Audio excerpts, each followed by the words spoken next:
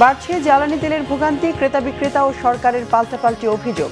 কালোবাজারিদের দুষলেন মন্ত্রী।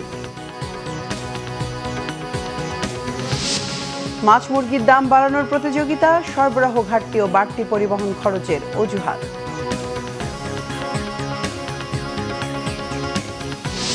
যুদ্ধবন্ধে যুক্তরাষ্ট্রের 15 দফার জবাব দিয়েছে ইরান, ক্ষতিপূরণ ও হামলা বন্ধের নিশ্চয়তা দাবি।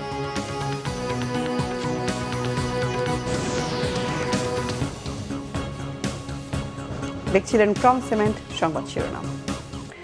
পেট্রোল পাম্প মালিক, ভোক্তা ও সরকারের পাল্টাপাল্টি অভিযোগের মধ্যেই জ্বালানি সংকট আরও তীব্র হয়েছে। সরকারের পক্ষ থেকে সংকটের অভিযোগ অস্বীকার করা হলো। পাম্প মালিকরা বলছেন প্রয়োজনের তুলনায় পাচ্ছেন না ডিজেল ও অকটেন। অনেক পাম্পে মাইকিং করে জানানো হচ্ছে ডিজেল অকটেনের সরবরাহ নেই তাদের কাছে। এই অবস্থায় বেশ বিপাকে পড়েছেন ভোক্তারা। দু একটি স্টেশনে জ্বালানি তেল সরবরাহ থাকলেও পাম্প মালিকরা বলছেন তা প্রয়োজনের তুলনায় অপ্রতুল। পেট্রোল পাম্প মালিক ওনার্স অ্যাসোসিয়েশন বলছে ভোক্তারা সংযত হলে এই সমস্যা অচিরেই কেটে যাবে।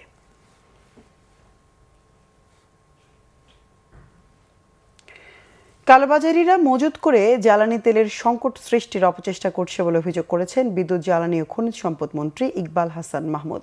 সিরাজগঞ্জের সায়দাবাদে 68 মেগাওয়াট সৌর বিদ্যুৎ কেন্দ্র পরিদর্শনের সময় তিনি এই অভিযোগ করেন। মন্ত্রীর দাবি, দেশের পাম্পগুলোতে জ্বালানি তেলের সরবরাহ স্বাভাবিক। ইরান যুদ্ধের আগে যে পরিমাণ তেল সরবরাহ করা হতো এখনও একই পরিমাণ সরবরাহ করা হচ্ছে। আগে পাম্পগুলোতে সরবরাহ করা তেল বিক্রি হতে 1 থেকে 1.5 দিন লাগতো। ইরান যুদ্ধ শুরুর পর হঠাৎ চাহিদা বেড়ে যাওয়ায় এখন সেই তেল 2 ঘন্টার মধ্যে শেষ হয়ে যাচ্ছে বলে জানান ইকবাল হাসান মাহমুদ। তেলের তো আমাদের সমস্যা নেই, আমি তো বারে বারে বলছি। এখন সমস্যা হচ্ছে কোন জায়গায়, যে পেট্রোল পাম্পে দিনে 1 লরি তেল লাগতো, এখন হঠাৎ করে এই যুদ্ধের কারণে মানুষ সব তেল সংগ্রহ করা শুরু করেছে, যার ফলে ওই পেট্রোল পাম্প যেদিন সারাদিনে যেটা বেচত সেটা 2 ঘন্টায় বিক্রি হয়ে যায়। তারপর পেট্রোল পাম্পটা বন্ধ হয়েছে, তখন পেট্রোল পাম্প বন্ধ হয়ে গেছে। এই যে হঠাৎ করে বেড়ে যাওয়ার মধ্যে দুর্নীতি আছে এবং সেটা ব্ল্যাক মার্কেটিং হচ্ছে। চট্টগ্রাম নগরীতে জ্বালানি তেলের বড় ধরনের সংকট না থাকলেও ফিলিং স্টেশনগুলোতে দেখা যাচ্ছে দীর্ঘ লাইন। আতঙ্কে অতিরিক্ত তেল নেওয়ার প্রবণতার কারণে এমন পরিস্থিতি বলে জানিয়েছে সংশ্লিষ্টরা। সকাল থেকেই বন্দরনগরীর পেট্রোল পাম্পগুলোতে মোটরসাইকেল, প্রাইভেট কার ও সিএনজি চালিত যানবাহনের দীর্ঘ সারি।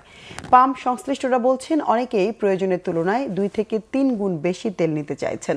যানবাহনের ট্যাঙ্কে জ্বালানি থাকতেই আরও জ্বালানি নিতে আসছেন কেউ কেউ। এতে মজুদ দ্রুত শেষ হয়ে যাচ্ছে।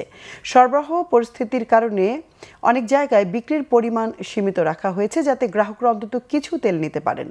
প্রকৃত অর্থে বড় কোনো ঘাটতি না থাকলেও সরবরাহের ধারাবাহিকতায় বিঘ্ন এবং অতিরিক্ত চাহিদার কারণে কৃত্রিম সংকটের মতো পরিস্থিতি তৈরি হয়েছে বলে দাবি পাম্প সংশ্লিষ্টদের।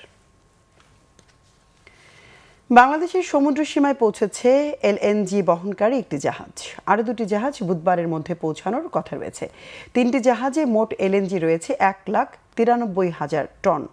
চট্টগ্রাম বন্দর কর্তৃপক্ষ জানায় অস্ট্রেলিয়া থেকে 61,997 টন এলএনজি নিয়ে এইচএল পাফিন ট্যাঙ্কার বৃহস্পতিবার কুতুবদিয়া উপকূলে পৌঁছেছে।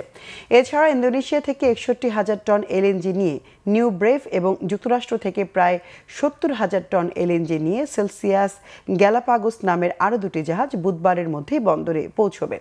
পেট্রোবাংলার কর্মকর্তারা জানিয়েছেন মধ্যপ্রাচ্যে যুদ্ধ পরিস্থিতির মধ্যে বিকল্প উৎস থেকে এলএনজি আনার চেষ্টা চলছে। আপাতত বড় ধরনের সরবরাহ সংকট হবে না বলে আশা রাষ্ট্রীয় প্রতিষ্ঠানটির। ঈদের ছুটি শেষে আবারও কর্মব্যস্ত জীবনে ফিরছে মানুষ।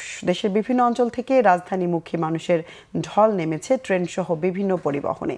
ধীরে ধীরে কর্মচাঞ্চল্য ফিরছে মহানগরীতে। শুক্রবার সকাল থেকেই কমলাপুরে ফিরে আসা যাত্রীদের ভিড়। সাম্প্রতিক ছুটি থাকায় সকালে যাত্রীদের চাপ অতটা পড়েনি। যাত্রাপথে ভিড় এড়াতে কয়েকদিন ধরেই সময় হাতে রেখে আসছেন অনেকেই। নির্বিঘ্নে ফিরতে পেরে স্বস্তির কথা জানালেন ফিরে আসা যাত্রীরা। তবে শিডিউল বিপর্যয়ের অভিযোগও রয়েছে। এসব নিয়েও ক্ষোভও জানালেন যাত্রীদের কেউ কেউ। ঈদ শেষে রেলযাত্রা আর স্বাচ্ছন্দ্য হবে প্রত্যাশা ট্রেনে যাতায়াতকারীদের। হঠাৎ অস্বস্তিতে মাছ মুরগির বাজার। যেন দাম বাড়ানোর প্রতিযোগিতা। সোনালী মুরগির দামই বেড়েছে কেজিতে 70 থেকে 100 টাকা পর্যন্ত। 2 কেজি সোনালী মুরগির দামে কেনা যাচ্ছে 1 কেজি গরুর মাংস। সোনালী মুরগির দাম এখন ঈদের আগের চেয়েও বেশি। ধরনভেদে কেজি 360 থেকে 400 টাকা।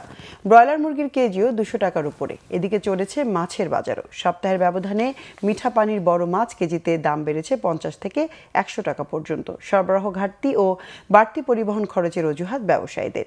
এই পরিস্থিতিতে বিপাকে সীমিত আয়ের মানুষ। তবে কিছুটা স্বস্তি চাল ও মুদি পণ্যের বাজারে। 1 মাসের মধ্যে নতুন চাল উঠবে, তাই আপাতত চালের দাম বাড়বে না বলে আভাস বিক্রেতাদের। এদিকে সবজির সরবরাহ বাড়লেও ক্রেতা কম।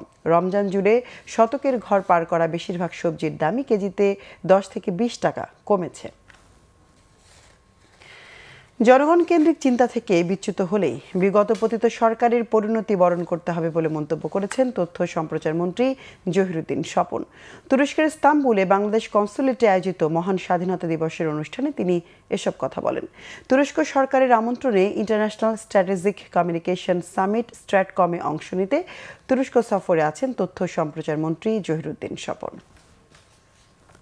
শিখতে হবে বা বুঝতে হবে এবং চলার পথে ইতিহাসের এই শিক্ষাগুলিকে আমাদেরকে পাথেয় করে চলতে হবে। আমাদের মাননীয় প্রধানমন্ত্রী দেশনায়ক তারেক রহমান ইতিমধ্যে যতবার আমাদের পার্লামেন্টারি পার্টির বৈঠকে বসেছেন, সংসদ নেতা হিসাবে, ক্যাবিনেটে বসেছেন, প্রধানমন্ত্রী হিসাবে, তিনি কিন্তু এই বিষয়গুলিকে কলিগ হিসাবে আমাদেরকে বারবার মনে করিয়ে দিয়েছেন। এবং এই যে জনগণকে কেন্দ্র করে চিন্তা করার মনোজগৎ, এখান থেকে বিচ্যুত হলেই কিন্তু বিগত পতিত সরকারের পরিণতি তৈরি হবে। পদত্যাগ নয়, সংসদে থেকে জুলাই সনদ বাস্তবায়নে কার্যকরী পদক্ষেপ নেবে জামাত। প্রয়োজনে জুলাই সনদের সাথে বিশ্বাসঘাতকদের বিরুদ্ধে দলটি রাজপথে অবস্থান নেবে। শুক্রবার সকালে দলীয় কার্যালয়ে ইন্টারন্যাশনাল ফাউন্ডেশন ফর ইলেকটোরাল সিস্টেমসের প্রতিনিধি দলের সাথে বৈঠক শেষে এসব কথা বলেন জামাতের কেন্দ্রীয় নির্বাহী পরিষদ সদস্য ও ঢাকা 12 আসনের সংসদ সদস্য সাইফুল আলম খান মিলন। জানান, সংসদকে কিভাবে কার্যকর ও শক্তিশালী করা যায় সে বিষয়ে আলোচনা হয়েছে। সংসদ সদস্যদের প্রশিক্ষণ সহ বেশ কিছু বিষয়ে নির্দেশনা দিয়েছে সংস্থাটি। অভিযোগ করেন, একক সংখ্যাগরিষ্ঠতার সুযোগে গণভোট অধ্যাদেশ বাতিল করতে চায় সরকারি দল। সনদ কার্যকর এবং গণভোটের প্রেক্ষাপট নিয়ে আলোচনা হয়েছে আইএফইসির সাথে। বলেন, যেখানে বিরোধী দলীয় নেতার কথার জবাব দেওয়ার কথা সরকার প্রধানের, সেখানে তার নীরব থাকা এবং অন্য কাউকে দিয়ে জবাব দেওয়াটা গণতন্ত্রের সৌন্দর্য হানি করেছে। বিষয়ের কেন্দ্রবিন্দু হয়, সকল আলোচনা, সকল সমস্যার সমাধানের কেন্দ্রবিন্দু হয়। কারণ আমরা আর সেই যে পুরাতন প্র্যাকটিস যে সব কিছুর জন্যই রাস্তায় নেমে আসা, এটা আমরা করতে চাচ্ছি না। এই প্রশ্ন তো আসে না আর কি যে আমরা পার্লামেন্টে আপনার থাকবো কি থাকবো না। পার্লামেন্টে অবশ্যই থাকবো, আমরা পার্লামেন্ট থাকবো, ভূমিকা নিব এবং আমরা শক্তভাবেই ভূমিকা নিব। সব কিছু আমরা আইনের মধ্যে থেকে নিব। ভালো দোয়া করা উচিত আজ মুসলিম। নারায়ণগঞ্জের রূপগঞ্জে 9টি ঘোড়াকে জবাই করেছে অসাধু ব্যবসায়ী। 11টি ঘোড়া জীবিত উদ্ধার করেছে আইন শৃঙ্খলা বাহিনী। পুলিশের স্থানীয়রা জানান, পূর্বাচল 10 নম্বর সেক্টর হারারবাড়ি এলাকার একটি প্লটে 20টি ঘোড়া জবাই করার উদ্দেশ্যে নিয়ে আসে একদল অসাধু ব্যবসায়ী। পরবর্তীতে তারা 9টি ঘোড়া জবাই করে। ভোরে স্থানীয়রা বিষয়টি টের পেয়ে 999-এ কল করলে পূর্বাচল পুলিশ ফাঁড়ি ক্যাম্পের একটি টিম সেখানে অভিযান চালায়। টের পেয়ে অসাধু ব্যবসায়ীরা ঘোড়াগুলো রেখে পালিয়ে যায়। এ সময় 11টি জীবিত ঘোড়া উদ্ধার করা হয়। 9টি ঘোড়াকে জবাই করে ফেলে রাখা হয়েছিল। গরুর মাংস হিসেবে বিক্রির উদ্দেশ্যেই ঘোড়াগুলো জবাই করা হয় বলে জানায় স্থানীয়রা। দর্শক, এ ছিল এখনকার মতো। পরের সংবাদ সন্ধ্যা 6টায়। এর আগে 5টায় রয়েছে নিউজ টপ 10 দেখার আমন্ত্রণ রইল। এতক্ষণ সঙ্গে থাকায় ধন্যবাদ সবাইকে।